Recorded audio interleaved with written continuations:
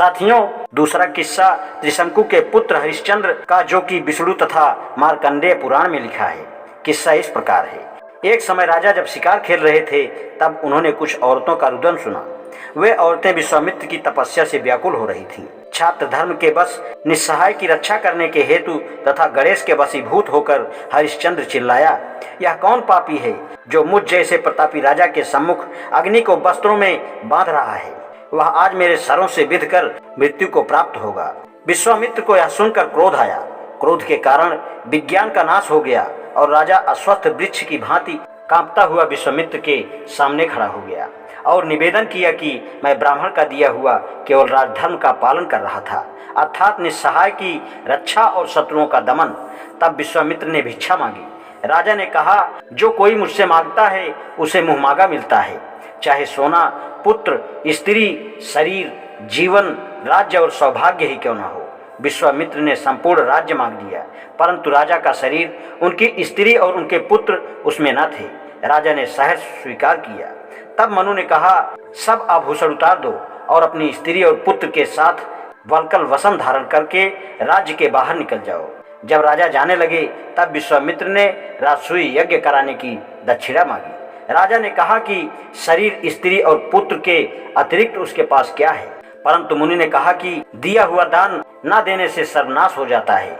इस पर राजा ने 1 मास का समय मांगा और प्रजा को विलाप करते छोड़कर चले गए। वे लोग काशी पहुंचे। विश्वामित्र ने वहां भी अवधि समाप्ति से पहले ही अपनी दक्षिणा मांगी। इस पर शैब्या ने राजा से कहा कि मुझे बेच दो।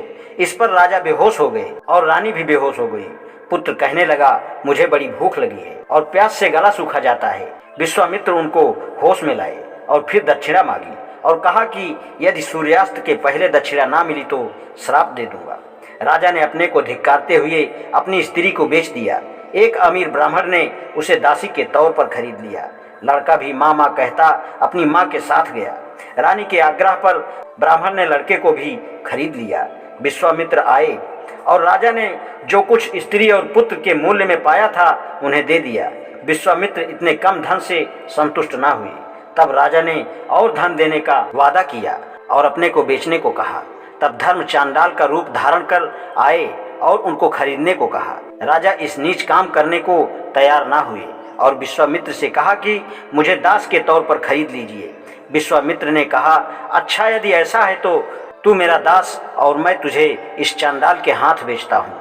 चांडाल ने राजा से कहा कि शमशान पर जाकर मुर्दों के कपड़े इकट्ठा करो। जो कुछ मूल्य मिलेगा उसका 6वां भाग राजा को, 3रा भाग हरिश्चंद्र को और आधा मालिक को मिलना ठहरा। इस भयंकर स्थान में और नीच काम को करते हुए हरिश्चंद्र को 1 साल बीत गया।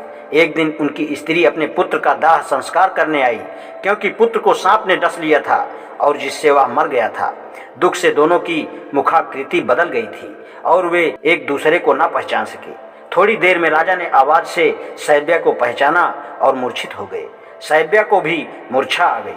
होश आने पर वे एक दूसरे के गले लग गए। बिना कर के पुत्र का दाह नहीं हो सकता, अतएव वह भी चिता पर जलने को तैयार हुआ और शैब्या भी तैयार हुई।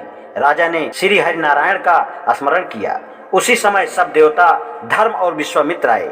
धर्म ने ऐसा करने से रोका और इंद्र ने कहा कि शैब्या और उसके पुत्र ने धर्म से स्वर्ग को जीत लिया।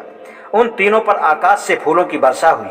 पुत्र रोहिताश्व भी उठा और विश्वामित्र ने उसे गद्दी पर बैठाया। जब वशिष्ठ को यह सब मालूम हुआ तो वह अति क्रोधित हुए। उन्होंने कहा कि मुझे जितना दुख मेरे 100 पुत्रों के मरने से नहीं हुआ था, उससे अधिक दुख इस धर्मात्मा राजा के लिए हुआ। उन्होंने विश्वामित्र को श्राप दिया कि बकुला चिड़िया हो जाओ। विश्वामित्र ने वशिष्ठ को श्राप दिया कि अरि चिड़िया हो जाओ। फिर दोनों चिड़िया के रूप में लड़े। वक्त 309 योजन और अरि 2000 योजन का था। लड़ाई इतनी भयंकर हुई कि पंखों की हवा से पहाड़ उड़ने लगे, समुद्र उमड़ पड़ा, पृथ्वी कांप उठी और सब प्राणी मरने लगे। इस महाप्रलय को देखकर देवता लोग वहां आए और लड़ाई बंद करने को कहा, परंतु उन दोनों चिड़ियों ने लड़ना बंद न किया। तब ब्रह्मा ने पुनः उन दोनों को अपने असली रूप में कर दिया और सुलह करा दी। आज इतना ही, शेष कल। धन्यवाद।